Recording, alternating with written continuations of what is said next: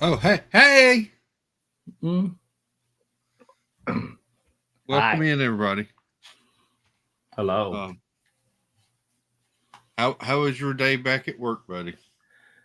Enjoyable actually. I needed Good. it. I was getting a little bored. Yeah.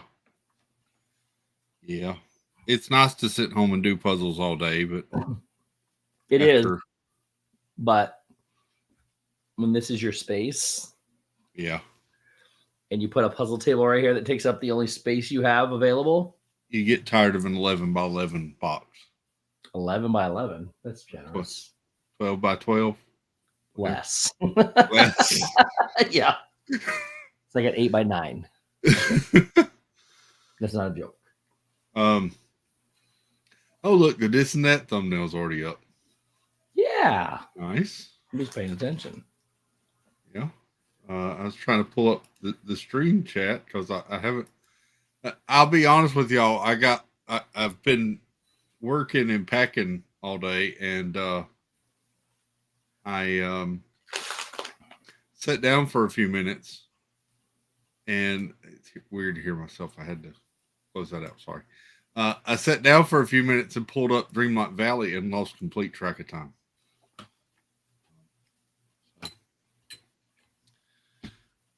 It's empty here. So I got a funny story for you, buddy. Yeah. And then we'll welcome in the chat. My brother came over after he got off work this evening, and I was able to go get 2 new bookcases for the new office today, and he came over and helped me unload those. And I had boxed up some more boxes of stuff in here. And how the heck I got all the stuff in this room that I apparently had in this room? It must have been like the greatest game of Tetris ever. Yep. I went to the other building and I'm like, I don't know how all this was in that little space. But so he was helping me. We moved some boxes, moved some stuff around. I was standing. There's a door over here that y'all can't see that goes outside, and so I picked up a box to hand him outside, put in the building, and my mother was standing right about at that door, and all of a sudden I heard her scream like someone had just fallen or died or something. And I turn around real quick, and all I hear is this door slam and her yell, "There's a bird." There, a bird got in here somehow. I never saw the bird while we were out there or while I was standing in the doorway. Somehow the bird got in the room. I like everybody else's guesses. Everybody was guessing spider. No, no spider. Mom is not a big fan of birds anywhere near her. She likes to look at them outside, but like that area in Animal Kingdom where you go through and the birds are flying all around, that's not her thing. She wants to get to the other side as quickly as possible. So yeah. Yeah, Joy had an interesting. She says, "I'm with your mom." Joy had an encounter with a winged creature today too. Apparently, apparently it was a bat. Mm-hmm. Yep. So anyway, my brother went through the house, came through with a broom. I stood there holding the door open, and the bird flew out in front of my face and out to the. And did you scream like a little girl? No, I did not. I just yelled, "There he goes." Did you scream like a big girl? Oh. Yeah. Joey said the bat hissed. And I always wondered if that was like a movie thing or if bats actually did hiss. So when they're about to eat you, that's what they do. That's Joey, don't let it eat you. I didn't know they hissed. Where was said bat? She said it was in the attic under a box. I need this to be bat free in April. So it was in the attic just above the room where you'll be staying, Steve. I think is what she said.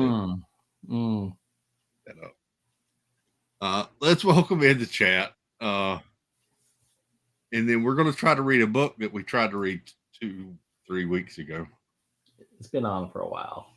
Yeah. So welcome in Vicky Gillespie, Nicole Happy's Haunt, Jan S. Disney, Kenneth H., Stacy Rogers, Debbie Bernfeld, Jennifer White, welcome in. Ashton G., good evening. Debbie Thunert, hello. I think I said Dear Debbie Bernfeld, but if not, hello again, Debbie. Jeanette Sebastian the Crab, welcome in. Let's see. Robert Dixon, good evening. Welcome. Mara Memphis, hello, hello. Wendy B. is here. Welcome in, Wendy. Joey DeLuca, welcome in. Jan S. Disney, Chris Dye. Good to see everybody. Chris S. is here. Welcome. Sparkly Pink Diamonds. Good evening, Angie. Hello, hello. Death Demon, welcome in. It's Wish Upon a Disney Susan Silva. That's her other account. Welcome in, Susan. Quite the difference in names. Isn't it though? That's it's like having one account that says Mickey Mouse and one that says Chernobog. I don't know. Welcome in Joy S., as we mentioned. Hey, Joy. Kenneth. There she is. The lovely, the beautiful, the talented, the ever so sweet Angela Mitchell, the Oh, the almonds to my Hershey's bar with almonds. The I don't know. I was trying something different. Carlos was trying to get me to say different things the other night, and it the just sprinkles to your ice cream. yeah. Things like, I mean, but you can't go with The- almonds with Hershey's chocolate with almonds. What I don't know. I'm going to stick with the others. So, welcome the Jasmine to my Aladdin, the Ariel to my Eric, the Daisy Duck to my Donald Duck. Hello, The beautiful. Aurora to your. The Aurora to my Prince Charming. Eric, I don't remember his name.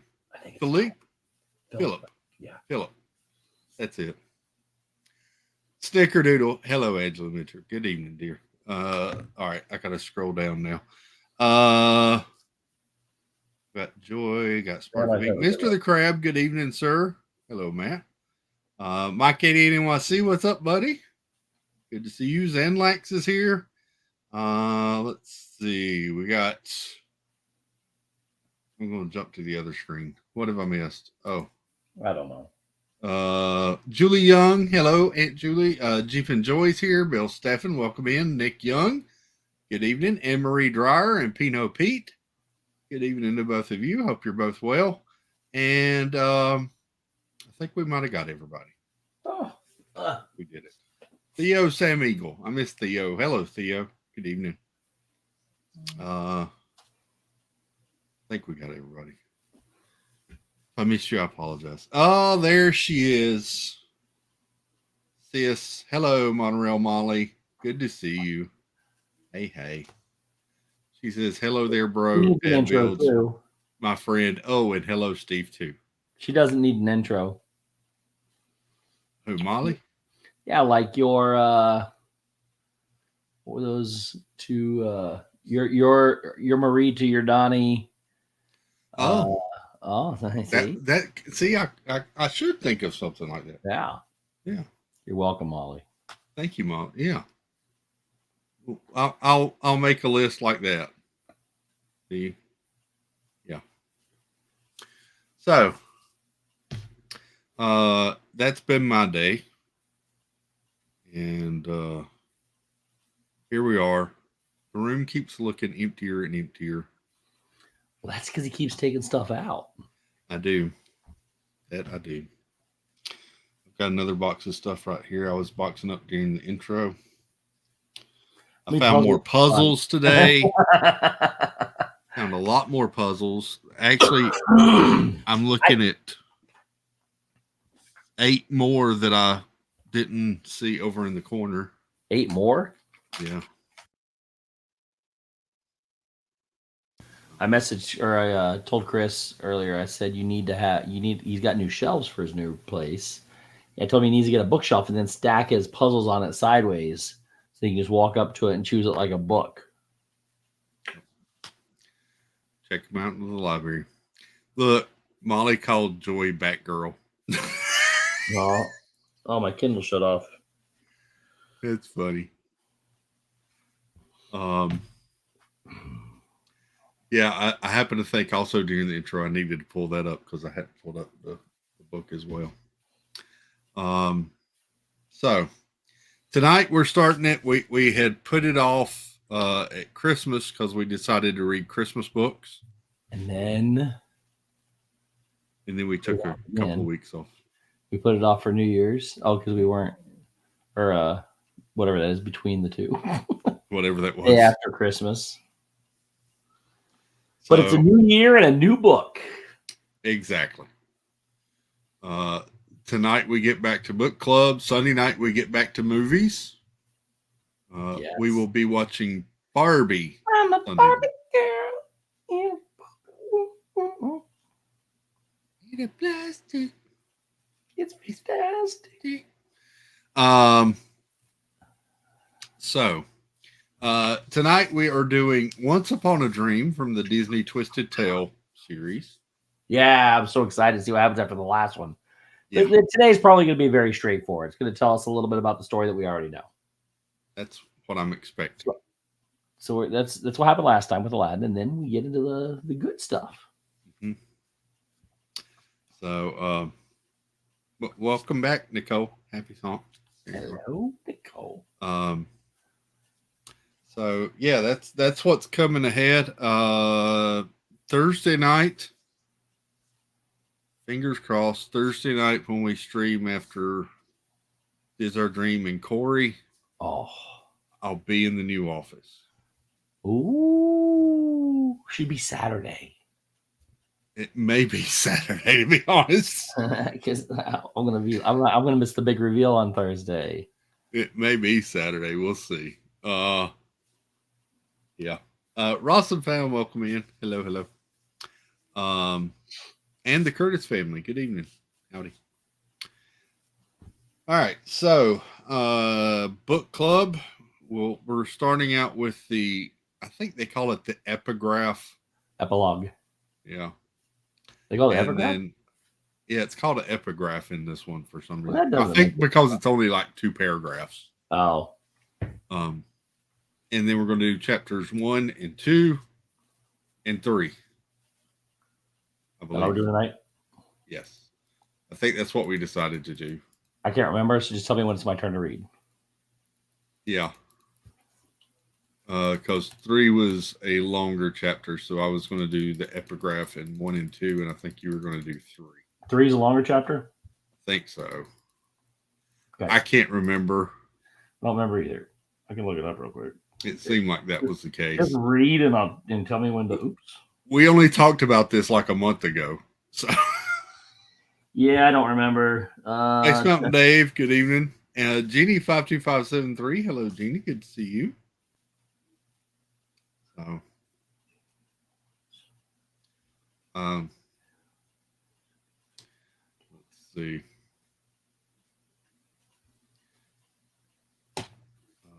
Yeah, not really, but it's okay. Yeah. So, just read. We'll just read. All right. So I'll take chapters 1 and or the epigraph in chapter 1. And I don't know. Just keep reading until you're done. 1 and 2 or whatever it is. Okay. What the interlude, is that where you're at? Oh, wait a minute. The epigraph. Man, this has got a lot of stuff. So we got Yeah, this book has interludes. Title page, copyright, dedication, and epigraph. So we're going to start. This must be the dedication for their daughter, for Liz Braswell's daughter. Okay, so this must be the epigraph. Carry on, sir. Does it start with Once Upon a Time? It does start with Once Upon a Time. Okay, I'm on it now. We're on the right page. So here we go. Once Upon a Dream. Once upon a time, I was in an endless black dark forest. No, actually endless. I tell you, in another world, I wandered for ages all by myself in the woods. My wife died years ago, you see. I don't know where my oldest boy was. My little girls and lads were safe at home, I think. Once upon a time, we were all together in a castle, you know, but things change. Wives die, and eldest sons grow up and chase after princesses and peasant girls, riding away from you forever. King Hubert. Well, that starts out very cheery. Apparently. Is this the first chapter, Consider the Dragon? Consider the Dragon, chapter 1. Okay. Yes. Consider the Dragon, chapter 1. A dragon was dead. End of story. End of story. A giant black and purple fire-breathing dragon from the very pits of hell itself was dead somewhere outside the castle. Thorns were falling from the battlements like rain, making curious, pleasant wooden sounds on the grounds of the bailey. Many strange and dire things were happening to an ancient keep that had already endured enough unusual treatment for the past 16 years. The lonesome prince had killed the dragon with the help of the 3 strange little fairies he now followed. Without them, he would have done no good whatsoever. Without them, he would never have been able to hurl the sword magically into the one spot that would easily kill the beast. Without them, he wouldn't have had the enchanted sword in the first place. Without them, he would have still been rotting in the evil fairy's dungeon, waiting impatiently for 100 years to pass so he could break his true love spell as a doddering old man. Still, the dragon nagged at the back of his mind like a mosquito. A slain dragon should be something. There should be a pause, an astounded moment of silence, when he and the fairies and anyone else watching would take a breath and acknowledge the incredible deed that was just accomplished. He had no illusions that it was all due to him. Still, he was a prince. It was a dragon. The dragon was dead. Shouldn't there be an intermission? Something? And also, there was some unresolved details about the dragon and its death. The fire, for instance. It looked like the dragon had set most of the forest alight. Was it still raging? Would it ignite the woody thorns that surrounded the castle and the village? Was the whole place just one giant bonfire waiting to explode? Was there, in fact, any dragon body left at all, or had it turned back into Maleficent? Had he been battling a dragon that had temporarily been in fairy form, or had the fairy transformed herself into the beast? Was it really from hell, or was it more hyperbole on the fairy's part? And yet still he climbed steps in the silent, drowsing castle. The girl who was destined to sleep 100 years had only been unconscious for a few hours, along with the rest of her kingdom. Already the inside air that had that cool, musty smell usually associated with bedrooms of those who didn't move much, very great grandmothers, for instance. The fairy's wings fanned up tiny tornadoes of encroaching dust. The dragon faded in his mind as he fought off the strange presence of magical sleep, the good fairy's spell affecting even those it wasn't meant for. Murky, dim halls only added to his feeling of swimming through the castle while kicking his legs toward the sun. For that is what he attained in defeating the dragon, the girl, sunlight herself. He first saw her in a ray of sunshine. She was dancing and singing in a forest clearing, her golden hair sparkling as it swirled around her. Her voice was the very essence of a happy, sunny day distilled into song. She was as weightless on her toes as golden motes in a drowsy beam, floating their way up to the ceiling. Very soon now, he would kiss the girl, break the spell, wake the girl, wake everyone, and they would marry, and there would be happily ever afters for all, or something. The fairies weren't exactly explicit when they had come out of nowhere, freed him, helped him kill the dragon, and led him to this set of stairs that they were presently climbing.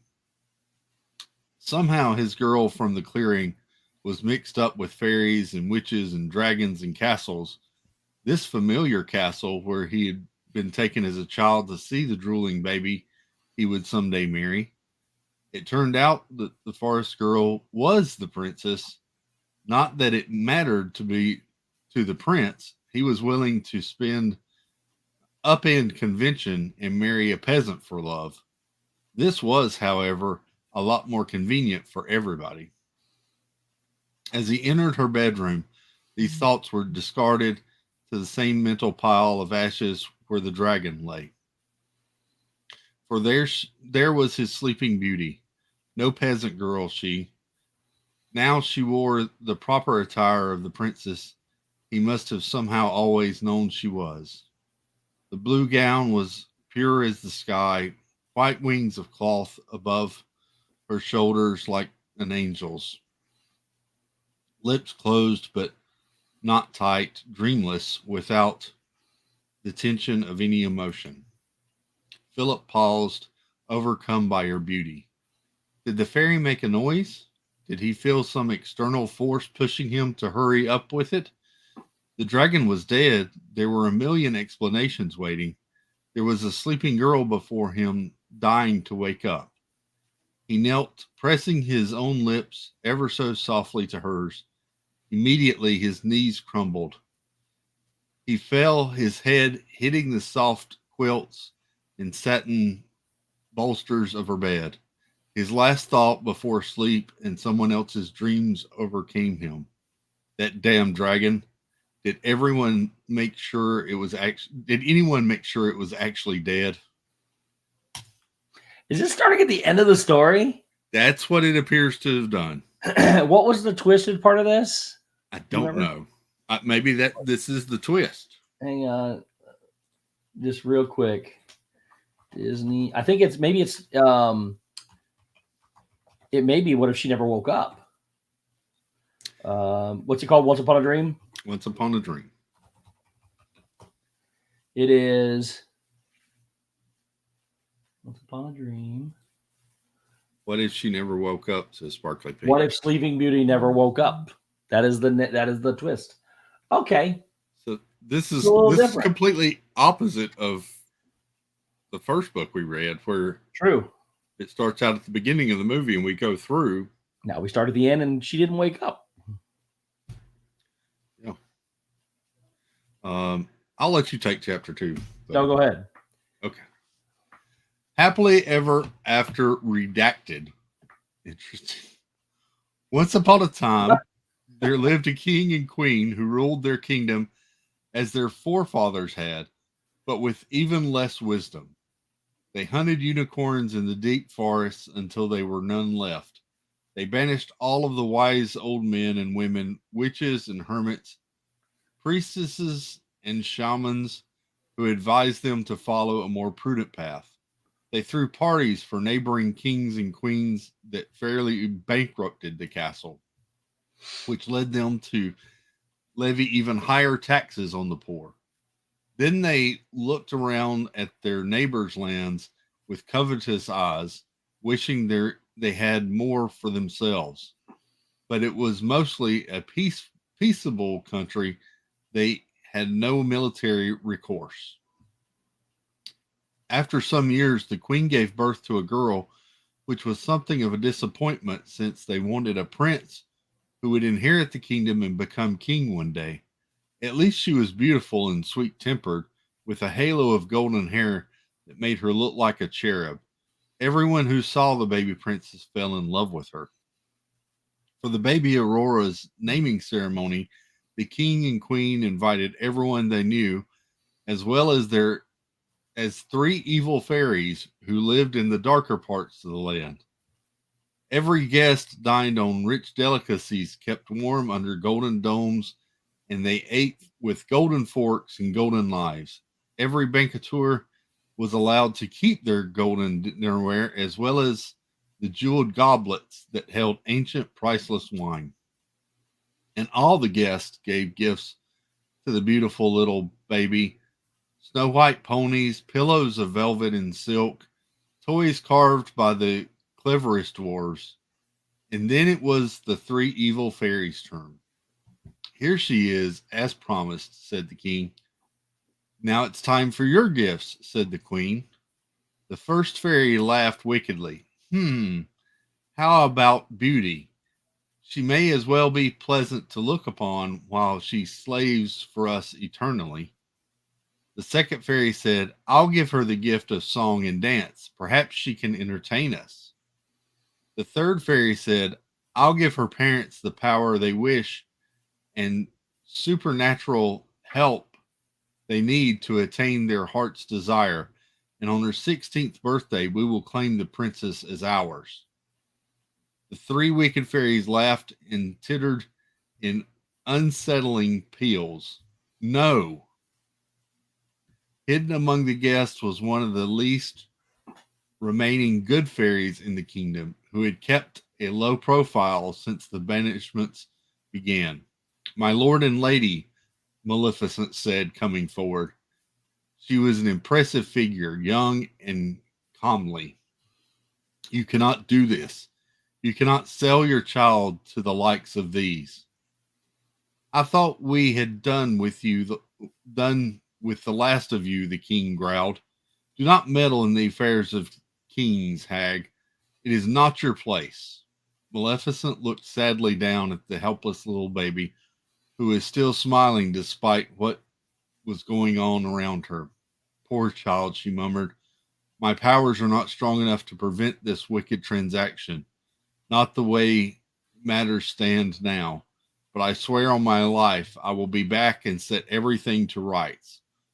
On your 16th birthday, goodness and nobility will be restored to this wretched kingdom. And she vanished in a puff of green smoke. As the days wore on in the wretched kingdom, the little princess grew in grace and beauty. She sang and danced to the delight of everyone around her. Her parents, meanwhile, made good use of the powerful demons and fearsome magics given to them by the fairies. They waged strange and terrible wars upon their neighbors that not only decimated their neighbors, but punished the land itself, rendering it infertile and foul. Only horrible black and twisted things grew where the king and queen's army had passed. Soon that was most of the known world. The peaceful valleys, lush orchards, sparkling rivers, and now capped mountains that the king and queen had so envied and wanted for themselves were now nothing more than a blasted wasteland blown through by hot and deadly winds, occupied by only the most vile, unnatural creatures born of darkness and magic. And the monsters, having consumed everything else, began turning their hideous eyes to their master's castle. Meanwhile, the good little princess was mostly neglected by her parents and often wore rags, except for the rare occasion when the king when noticed her and decided to dress her like a proper member of royalty, so all who remained could see and admire her. Aurora took her mistreatment surprisingly well, making friends with the dwindling number of cats, mice, dogs, birds, and squirrels who lived within the castle walls. All of the people who still made the castle their home loved her utterly, but they were frightened of her parents more. At 16 years of age, Aurora, now a beautiful young woman, knew full well that her birthday celebrations were less important than the apocalyptic events that were occurring in the world around her. She forgave her parents in advance for most likely forgetting that special day as they had for the last 15. Still, she dressed in her finest gown and prepared to greet everyone with the grace and good humor for which she was known. Someone would remember and wish her congratulations, perhaps whispered so her parents wouldn't hear. As the clock struck noon in the middle of her birthday, the three evil fairies appeared. We have come for what we have been promised, the first one said. We can no longer control the magics you give us, the king protested. Perhaps you shouldn't make deals with the devil, the second fairy said. You must save us, the queen cried. No, the third fairy said. Now hand her over. Confused, Aurora looked from her parents to the fairies. What is meant by all this? She asked, hoping against hope she didn't understand. You must go, the queen said wearily, gesturing to the fairies. No. And as had happened 16 years previously, there was a puff of green smoke. Maleficent appeared. She did not look like she had before. Now she was leaning hard on the staff, and her beautiful face was drawn and hollow.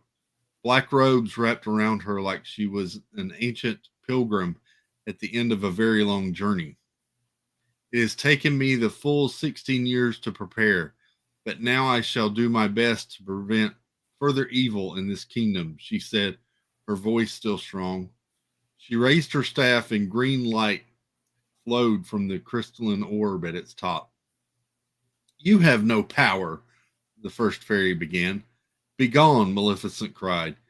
She threw before her hands into the air, and green fire shot from her body. The three fairies shrieked and dissolved backwards. The essence of their being returned to whatever evil place had spawned them. O foolish king and queen, Maleficent said, what evil have you done? You have done cannot be entirely undone. The land will shriek forever from the pain you have caused it. Perhaps, however, I can save what little is left. She raised her arms again and chanted. Green fog flowed out from her fingertips and through the delicately paned windows of the castle. It ebbed around the black and twisted trees that now grew in the dried up moat. Vines and thorns began to sprout from the ground. They grew rapidly and reached up over the castle walls, crisscrossing quickly like the wrap and weft of a spider's loom. Soon the whole castle was enveloped in a dark green shadow. Unholy cries of frustration rang out from the blasted land beyond. Spent, Maleficent fell back, her white face even paler than before. We are safe. The king, about to give her royal thanks or some such, was not allowed to speak. She held up her hand and he was silenced. You, however, will receive a punishment far kinder than you deserve, considering the things you have done, she said coldly. For selling your own daughter to the dark and destroying the world outside this castle walls, you should die. But as the new queen of this castle, I will show leniency and lock you in the dungeon forever, where you may think upon what you have done and repent.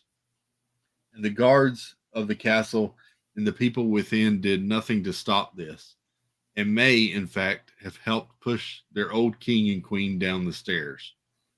Sold me, Aurora murmured. I don't understand. Maleficent put her hand on the poor girl's head. I'm so sorry, child, she said. This is a terrible thing to have happened to you in the world you knew, but at least now you and those still here may live, and you shall survive and prevail. And so Queen Maleficent, Aurora, and the survivors in the castle lived happily ever after, while the world lay dead and deadly around them. I am so confused about what's going on right now.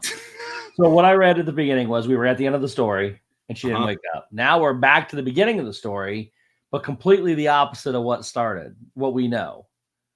I don't like that part of it. I like the story where it was twisted like Aladdin was, but now it says, and they lived happily ever after. Are we done again? I don't know. I don't like what's happened here. Is this me or you? Status Go ahead. Quo. Is this me? Status quo. The Princess Aurora was spinning again. She couldn't help it. When the corridors were wide, inviting, and empty, when bright bands of actual sunlight slipped through the vines and the windows, golden and slow, puddling on the ground the way she imagined it did in real forests. When the soft carpet beckoned, patterned with dark colors and bright spots the way meadows were supposed to be. Then she would sing and spin, twirling down the corridor, feeling the warm moments of light on her skin as she flung her arms out, trying to recapture snippets of dreams that once in a while involved the woods. Sometimes she took off her golden shoes. She would sing whatever came to mind, and it seemed appropriate for the moment. Bits from the nicer tunes the minstrel taught her, proper ballads from her music tutor, half-remembered lullabies, snippets of her own invention. Sometimes right before sleep claimed her, music rang in her sleepy ears, entire orchestras and choruses proclaiming sternly but joyfully some unremembered thing. Sometimes she would try to remember those tunes and sing them too. This was usually a good corridor for twirling.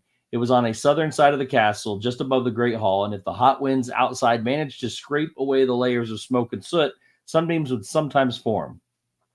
The far end of the corridor led to a wide set of formal stone stairs that had balustrades good for dragging the tips of her fingers dramatically along while pushing herself back and forth to each side, like a deer happily tumbling down a waterfall. Or maybe it was Fish who did that. She couldn't keep them straight. At the bottom, she tried to cross and uncross her feet quickly, the way she had seen some of her troubadours and girl performers do. Her golden hair felt like a ripple of costly fabric, first down one shoulder and then the other, as she quickly shifted position. She lifted them. She lifted the hem of her dress so she could watch her feet and make sure they were doing what they were supposed to.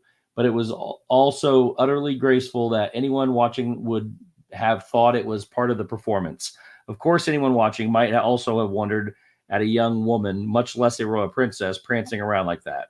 She pirouetted alongside a table in the lesser banquet hall, did a little leap through a side pantry, shuffled past an only slightly surprised serving boy, and breezed through what was once an orangery, but whose glass was now covered in thick protective vines like the rest of the castle. Aurora only paused her singing and dancing when she came to the wide ironclad door that led to the special dungeon. At the bottom of a long, winding flight of cold stone stairs were several small, rounded chambers that looked like the lairs of mud dauber wasps. Most of them were empty. There was little to no crime in the castle since there was no place else to go. No one you could escape from in the remaining population of less than 1,000, and nothing worth stealing. When the minstrel got a little too drunk and out of hand, the queen would throw him in the stocks. Only once did she ever send him to the dungeons to dry out. No, the only people down there now were the architects in the end of the known world, Prince Aurora's parents, King Stefan and Queen Leah. Once she had snuck down there to look upon her progenitors. Her aunt Maleficent had never forbidden her from doing so. Her aunt had never forbidden her anything. Aurora didn't know why she felt she had to do it on the sly, but she had waited until Maleficent had been down and come back up, so she knew there would be torches still lit and the way would not be utterly black. Aurora had slipped off her golden shoes and tiptoed, sticking closely to the rough-hewn walls, flattening herself like a child playing hide and seek. The king and queen had been dazed-eyed and silent, sitting on the one hard bench in the tiny cell, staring at nothing at all. There was no emotion on either of their faces. They were like statues waiting for the end of time, for the castle itself to crumble down around them. Chilled, Aurora had fled back upstairs as quickly as she could and found her Aunt Maleficent and wrapped her in exactly the sort of hug that older women didn't like, but put up with on occasion for the sake of her adopted daughter. Aurora had no intention of ever going down to the dungeon again. For now, she just shivered and moved quickly past the dungeon door, all desire to dance withered and gone. Her parents had danced, it was said, as the world tumbled down around them. Their sickness, their evilness, their greed and heartlessness that ran so thick through their blood. It was in Aurora's blood, too, naturally. Feeling a rise of panic, she began to race to the throne room, stopping just before the door to enter a more regal rate, smoothing the front of her dress. Maleficent sat upon the throne with an easy elegance Aurora wished she had. Her long fingers languidly pointed here and gestured there as she spoke. It was almost time for the mid-November ball. A full month had passed since the previous festivities. The room was filled with servants and minor royalty, all with last-minute requests for magical adjustments to their costumes, or additions to the menu, or royal approval of a certain dance. Some of the servants weren't strictly human. Some of the servants were black and gray and strangely shaped. They had beaks instead of mouths, or pig snouts, or worse, no mouths at all. Their feet were cloven hooves and spurred chicken claws, or huge splayed trotters. It's getting confusing, man. I'm not sure where we're going with this. but they were needed to keep the fouler monsters at bay, the ones from outside. Maleficent summoned them out of clay and spirits from another world, a not very nice world, the princess guessed. Their intelligence was negligible. Their silence was insisted upon by the queen, who saw the effect they had on the uneasy human residents of the fortress. Aurora was torn about this. The good-hearted girl rued the unfairness of the strict orders they were under, and yet they were so unsettling. Maleficent's eyes caught Aurora, and her face cracked into a pleased smile. Come, my girl, over here. You're a welcome break from these weary preparations. Auntie, Aurora said with relief, approaching the throne and standing beside the queen. As always, her fears and doubts subsided the moment she was near the savior of the kingdom. She felt safe, Really, you shouldn't bother yourself with all this. You do so much else for the kingdom. Ah, but this is important for morale, my sweet, Maleficent said, raising an arched eyebrow as she smiled down upon her ward. With none of us able to leave the castle until the world heals, well, we need these diversions to keep our spirits up. She lifted a long finger and tucked a lock of golden hair behind Aurora's ear. Besides, your parents neglected you for 16 years. 16 years without a ball or a birthday for a royal princess. Even peasants do more for their children. Thank you, Aunt Maleficent, Aurora murmured, lowering her head. She felt nothing but gratitude towards the woman who cared for her, but she still couldn't look her aunt directly in her yellow eyes. They never seemed to focus on anything. It was impossible to tell precisely what the woman felt except when she made an effort by moving her mouth. I like the theme you chose this time, Maleficent said, a smile twitching at the edge of her lips. Sky and water blue, very poetic. I have to use my imagination, Aurora said, since I've never seen the sea or a river. In her dreams, sometimes tinkling streams flowed past cool and shaded mudbanks, but obviously that was a product of her own starved imagination, and often it was all in shades of brown. You've done quite well, Maleficent petted Aurora on the head like a pet. A funny stroking motion that seemed meant for something else, another curious habit of her aunt's. Now listen, you know the ball is going to be very late tonight, to go very late tonight. Why don't you run along and take a little nap so you'll be refreshed? I know how much you love to dance, but I want to help. Another time, dear, Maleficent said, touching her gently on the cheek. There will be plenty more of those in the years to come. Yes, Aunt Maleficent. Thank you, Aunt Maleficent, Aurora said dutifully, then leaned forward and stuck a quick kiss on her aunt's hollowed cheek. Maleficent's eyes darted nervously. The powerful fairy had not asked to be the savior of the only people left in the world. She had not asked for the world to be destroyed in the first place. She had not asked to become the parent of a neglected princess. She probably wanted to just live by herself in her old castle, practicing her spells and communing with powers beyond the ken of mortal men, happily ever after. So if she wasn't used to the hugs or kisses or other displays of affection Aurora had not received from her own parents, well, they would just both have to learn. Aurora would wear down eventually.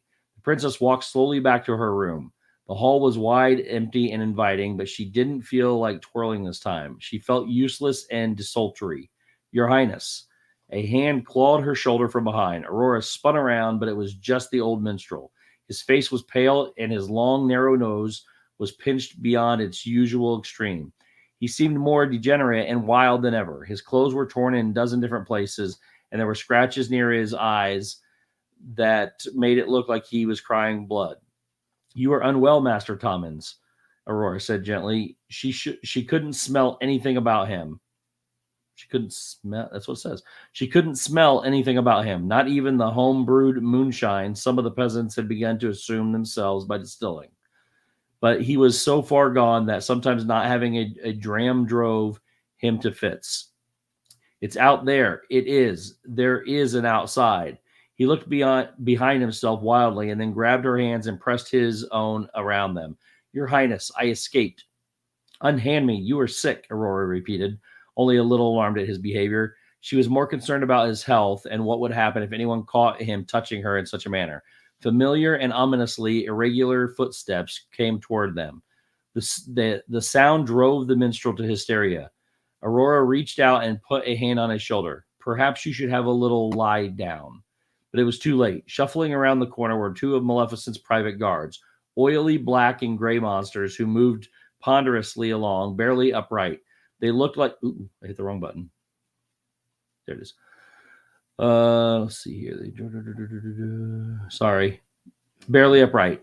They looked like they had been put together wrong. The minstrel's eyes widened in naked terror when he saw them, but he didn't take his attention off the princess. Your Highness, come away from her, singing human. Come away from her, singing human. The more pig-like creature snuffled loudly. Maleficent commands you, sleep it off and leave her air alone. You are the key, the minstrel whispered, throwing himself at the princess so his lips touched her ears. She tried not to pull away. It's all still out there. Minstrel, said the other guard, the one with the comb of a cock and the yellow eyes of a demon. They each put a horrible clawed hand on the poor man's shoulders. They swung him aloft like he was no more than a speck of dust. Your Highness, the minstrel cried. The monstrous guards laughed. Sing for us, and we might not hurt you too much on the way to the dungeon. Please be easy on him, Aurora urged. He is having a fit of some kind. He needs a doctor, not a beating. Sing, the second one commanded, ignoring her. Neither monster bothered to bow as they walked away. Sing. The minstrel, I don't know what that says. The minstrel tried his best, tears running down his bloody face, borne aloft to the shoulders of nightmares. Deuce, Dame Jolie? Aurora, I guess it's French. Aurora watched him go with the sadness and horror, and maybe, just maybe, a tiny spark of something too hideous to admit. Relief that the afternoon had become more interesting. After they were out of sight, all that remained was quickly fading song streaming down the hall like smoke. Por du ne penses mi kunala eight signore sur moi fors vus celemo. Sounded French. Aurora noticed her hands were still clasped where the minstrel had held them. When she pulled them apart, she found he had pressed something there for her to hold. She held it up in wonder. It was a single brilliant blue feather. I think that was French, but I'm not sure. So that supposedly translates to, for God do not think that no one has signore to me for you only. I don't know what. He was singing a French song. He was. Kenneth said he thinks we summoned the demon by accident. So I don't know if I like where this is going right now. I don't like it's jumping all around, but I think I'm starting to see where they're trying to go with it. Mm-hmm. And that is, they start at the end to where she's not going to wake up. They come back to the beginning to tell a perceived story of Maleficent being the good one when she's actually really the bad one still. It's my guess. And we're starting to see that. After this chapter, we're starting to see that a little bit. I could be wrong. I honestly have no idea what's going on. And then I realized when they got towards the people at the end, the pig snouts and everything, it's got to be her little minions from the cartoon. The movie. Yeah. I don't know. It was really interesting. Because she has those creatures as her minions in the movie. Yep. This is a weird one. And I got to be honest, Sleeping Beauty is not one of my favorite stories, cartoons, any of that. So I don't want to say I'm less into it. I'm less fascinated by it, but this is all over the place right now. But we decided to read them in order, so here we are. Yep. Oh, no. Yeah, let's get it read like we're supposed to. But I'm very confused about what's going on right now. I am as well. Maybe that's intentional. And it could be. If we're starting the twist with the three fairies being the evil, Maleficent being good, I don't understand why we started at the end and then jump back to the beginning and then jump back. It doesn't make sense because we started at the very end. Mm-hmm. We came back to the very beginning. Then we jumped back 16 years later to a story that I understand going back to tell, if that's the story they want to tell, the three evil fairies or whatever. Yeah. Then so be it. But what I think, again, where I think they're going to go with it is that Maleficent's actually the bad one. And Aurora doesn't know any better because she was a baby. And, but it still makes no sense that they came back and say, pay us what was demanded or whatever. I don't know. They really play the king and queen to be pretty rotten so far. Yeah. And if they wanted to be that way, which is fine, the twist should have been, what if the good fairies were the evil fairy? You know what I mean? The whole thing should have been twisted. Not what if she didn't wake up. So I don't know. We'll see where it goes. Welcoming Corby Sinclair, Cheryl Long, Alyssa Neal, and Raga. Howdy. Hello. I'm interested to see where this one's going from here, but yeah. Look, they're all going to be good. So Yeah. some are going to be better than others. And we know this is the same author that wrote the last one we read that we liked so much. So But I guess that might be what's troubling for me is that it was so good, the last one, in my opinion. Well, this seems one's like a all over. completely different writing style than the last Yeah, one. yeah. Not even close to, like, I would guess these are not even two authors that aren't even in the same genre. Yeah. But anyways. Christine Hickman, welcome in. Howdy. So I guess we'll just have to stick with it. We'll pick it up next week at chapter 4 then. And which is called what? Dolce Dame Jolie. If you were listening, you would know.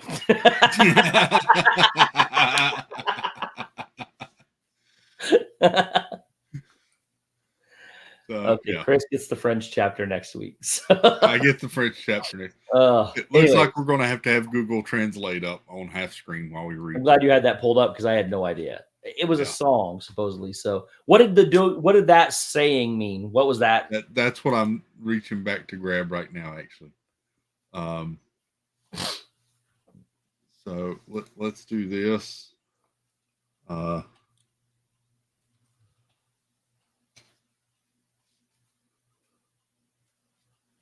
back here.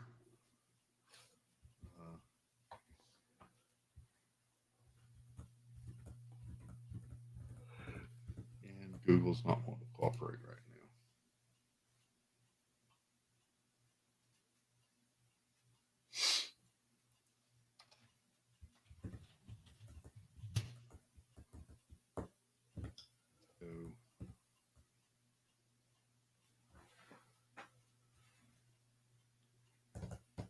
French. No, not that.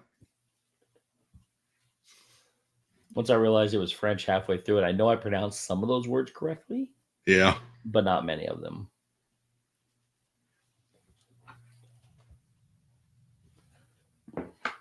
That translates to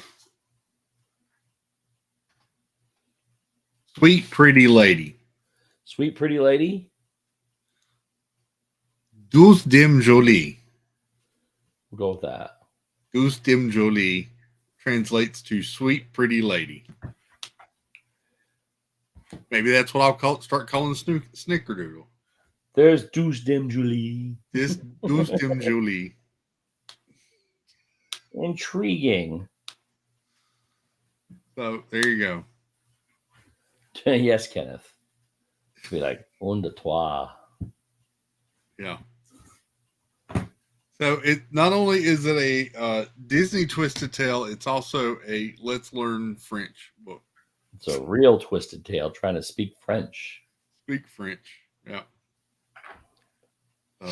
It part of reading this book is probably going to sound like when I read the menus at Epcot for you on Peachtree. So,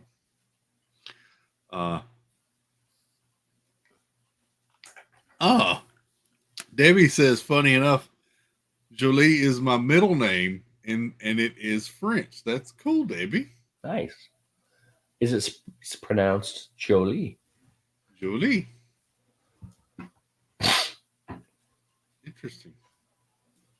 Oh, let's see here.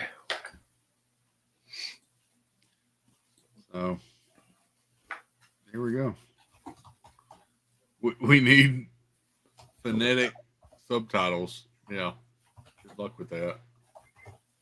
We could thank the Phoenicians, but now we'll be. Oh, so this is a real song. Huh? Douce Dame Jolie is a real song. Yes. That came up for me too when I first Googled it.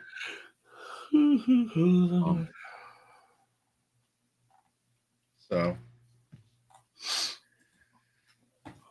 here we go. So we'll pick up at chapter 4 next week. Oh wait. No, I don't remember him, Alyssa and Neil. Okay. Neil wants to know, do you remember Franz Jolie, disco singer? That was before my time. Du stem Julie. I pulled up the front or the phonetic one. Yep. I did the Du Google stem Translate Julie. and it gave me the voice in my ear. Du That's why I stem stuck Julie. with Spanish. Me too, Mike 88. And let's see. Jolie. Jolie. Plus, I like Spanish food better than French food. Huh. But anyway, good night, Kenneth H. Good night. Have a good. Tomorrow's Wednesday. Yep. Yep, It's kind of crazy. it is.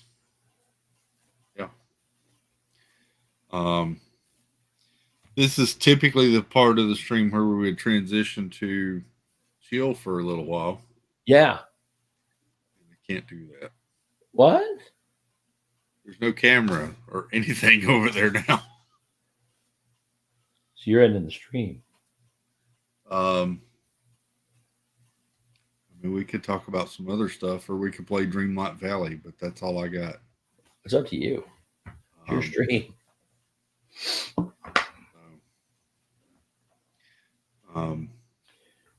Du stem Jolie. We could talk about how great this national college football game playoff is going to be between Michigan and Washington. Yeah. Weenie B says we shop Disney. We should shop Disney. We could do shop Disney. My wallet might not enjoy it, but we can pull up shop Disney. There's new outfits.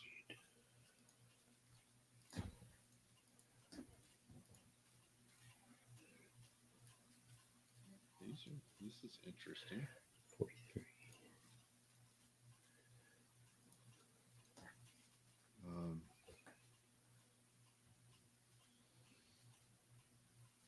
Here you go.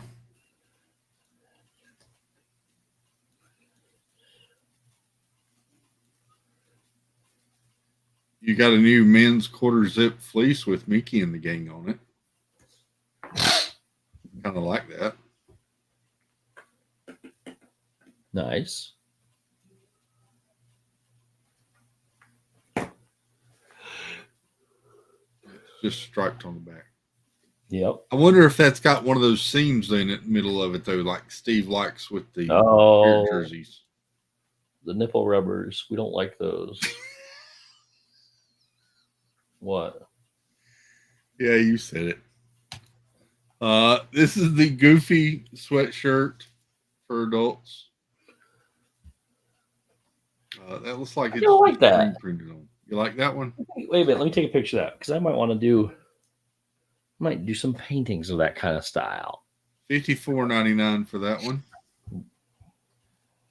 Then there's this one of Mickey. Yeah, there's another one. Let me take a picture of that one too. And Okay. Then there's this one of Donald. And Minnie. And Minnie's coming up as well. Yeah. There's Minnie. I like that. Those are cute. Doo-doo. This is a Mickey Mouse men's corduroy bomber jacket. That sounds weird.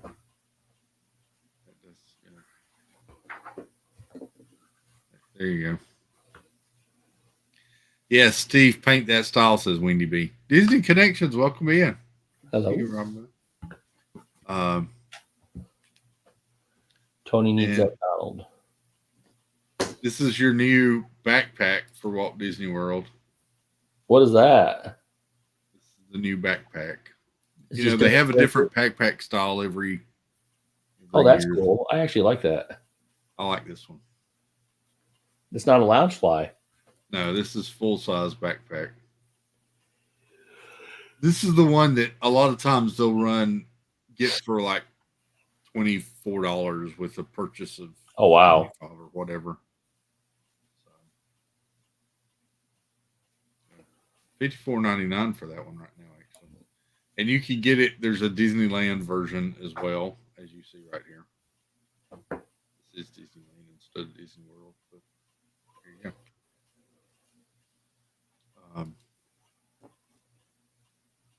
There's the twice upon a year sale is over. Boo.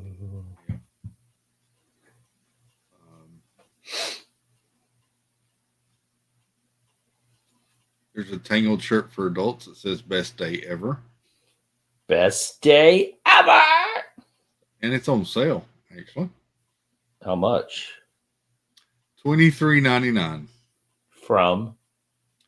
from $29.99. It's not bad. Yeah, $6 off. There's Cool, there's a cool. more closer up picture. You got Pascal sketched down there and lanterns and such.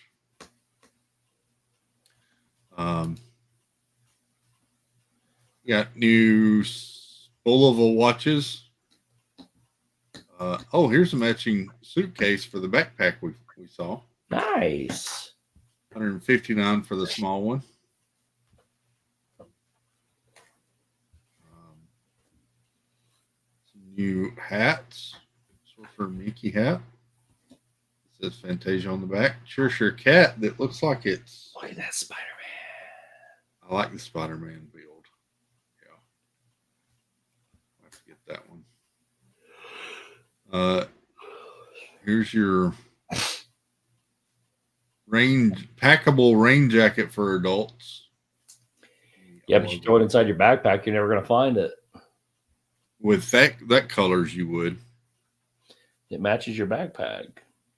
Do they have the balloon pillow yet on the website? I will check. I saw it. If she's talking about that blue one, it was pretty cool actually. Ooh, Stormtrooper glass mug. That's cool.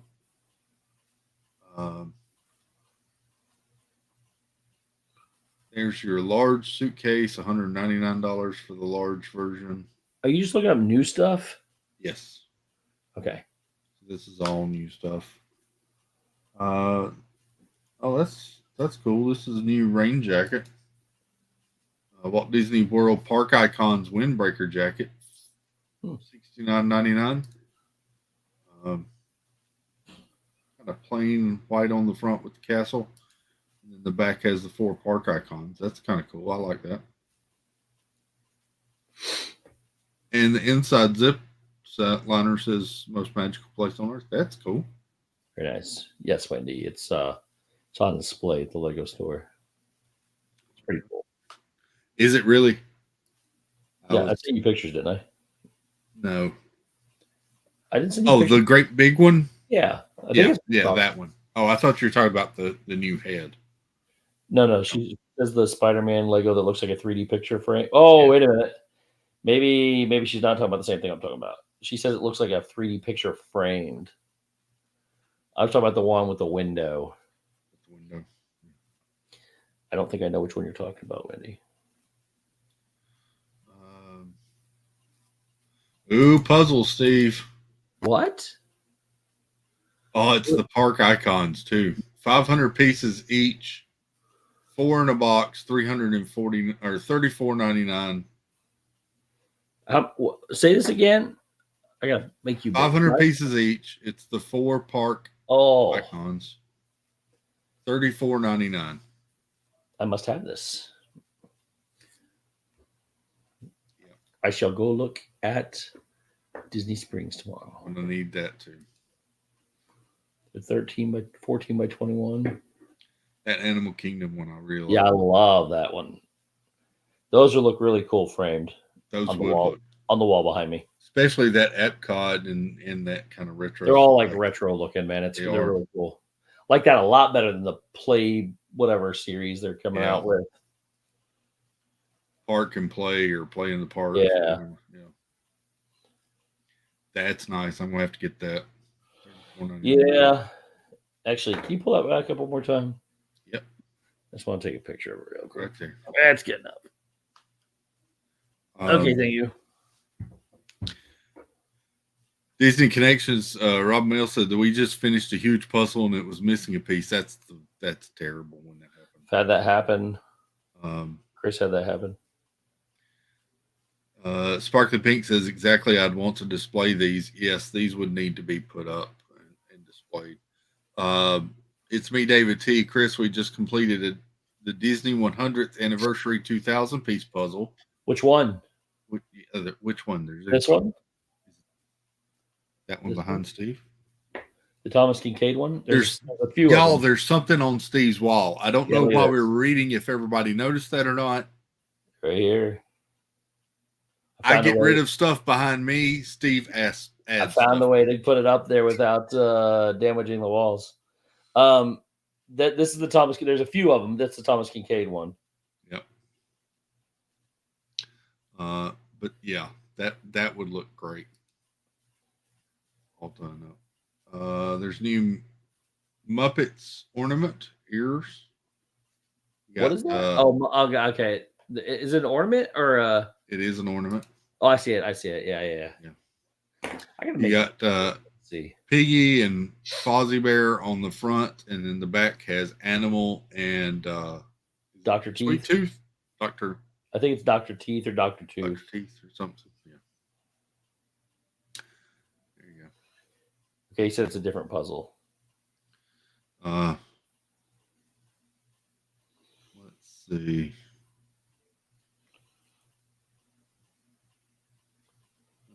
Sweaters for kids. We got some bath sets. Joey, I haven't forgot about your pillow. I'm still looking for that. New Park Icons t-shirt. It's got the small park icons on the front corner, and then I like that a lot. I like that a lot. I hope they focus on the park icons a lot. I like the colors of that. I like the blues. Yeah. Of that. That's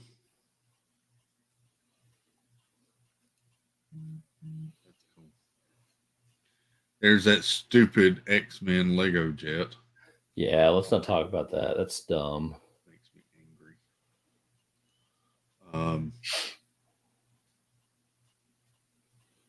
Let's see. I'm still not seeing the pillow. There's a new Stitch ornament though.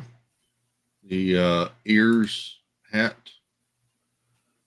You got Stitch in like a sandcastle, and then Lilo and Nani on the two ears on the front, and then the back has Jumba and Bleakley.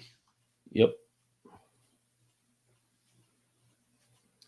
$26.99 for that one. There is your Minnie Mouse Lunar New Year ears for the year.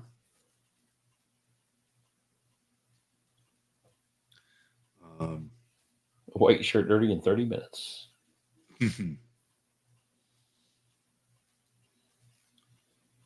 Let's see.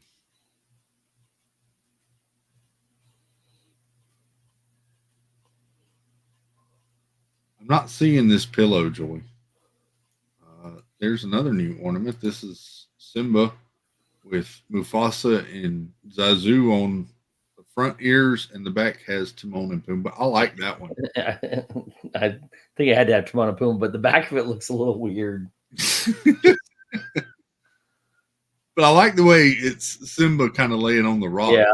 That's kind of cool. I like that. $26.99. That would look good next to the Simba golden statue. Yeah, that's true. I'm still not seeing this pillow, Joy. There is your new Loungefly. This is the Baymax. Yeah. Mochi. Oh, there's a new set of Baymax ears too. His arms open up. The Baymax ears are Baymax ears, I think, too. Yeah, with a Band-Aid on one side, and I think Mochi's in the middle.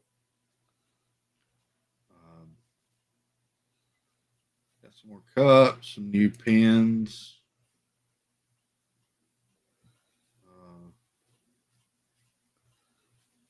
More pens. And some new artwork. I don't see the pillow, Joy. Interesting. Pillow I saw was at Contemporary last night. The balloon pillow. It's shaped like one of the Mickey balloons, but Yeah. it's like aqua or something. Yep. Yeah, they had it last night at Contemporary. I really What is like that this. stuff right there on the right? Is that Lorcana? This is Lorcana. This is the first chapter. They've kind of got it back in stock on Shop Disney. You can actually get a whole box of the cards on there. Oh, and it's sold out now. Yeah. I really like this one by Trevor Carlton. This is the Photo Kiss artwork by Trevor Carlton, 48 by 12 limited edition. But that's cute. I've actually seen him paint. I hope to one day. He'll be there this week or this month. Some of the Christmas ornaments are still on sale, marked down to half price. Let's see if I'm interested to see if the Walt statue is still on sale. Oh, there's a new red, turning red. A new one? Yep. Why? They didn't sell the rest of the stuff. Baked apple brulee munchling ornaments. So they're coming out with munchling ornaments.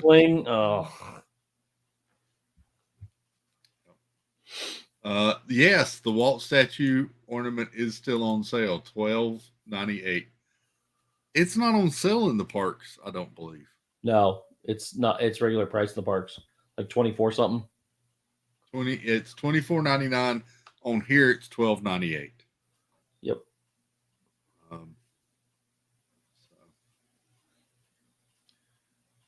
But all the Christmas ones are still on sale, half price as well, and some others too. It looks like the Meg, Hercules, the Sword in the Stone. All of these are marked down. So the ornaments are still on sale. Well, I guess it's okay. That's kind of the way it should be because it's Christmas is over. So yep, I don't see the Spider-Man one. That was the one I was going to order the other night, and I chickened out and didn't place the order. I was going to order that and the Lego Wolverine claws. Yeah, when they were on sale, and I it's true. That one was on sale too. Huh? I forgot that one was on sale too. Yeah. It's free shipping over $75. Yes, that's what it was last night, anyways. It still is now. Yep, Ship Magic, $75. It was free a couple weeks ago. It was Friday night. It was free all day Friday. Yeah.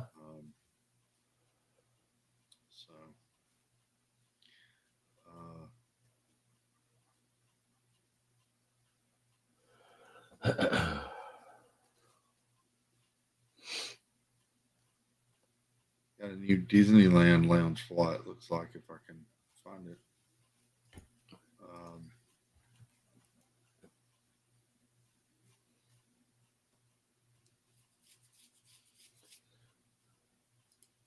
Oops. And yeah, I don't see it. I did find this. I'm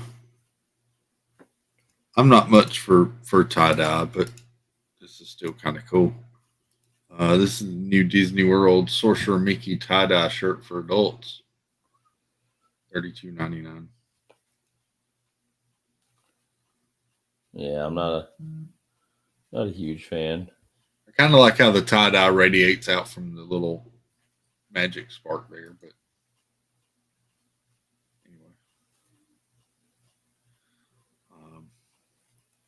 So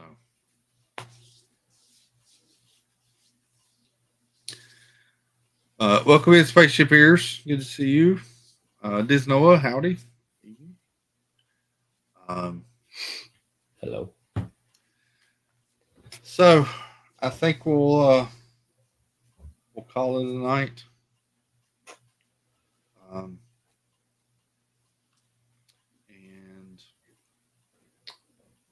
be sure to check out I actually did use a level. The camera, if you look at the ceiling, the camera's not at a level because this table kind of dips. So the monitor's sitting like this, so it's living. But if you look at the line of the cross here for the ceiling, the picture is definitely hung level. I used a level for it. It's still sitting right there on top. That blue thing right there is a level. Be sure to check out this and that tomorrow night at 9:00. I'll be watching and in chat. I think Tina said she's going to go live tomorrow at 5, so be sure to check out Tina Marie's place tomorrow at 5. And Joy S, who is in the chat, will be live at 8:00 tomorrow night. So fun day to get you through a hump day.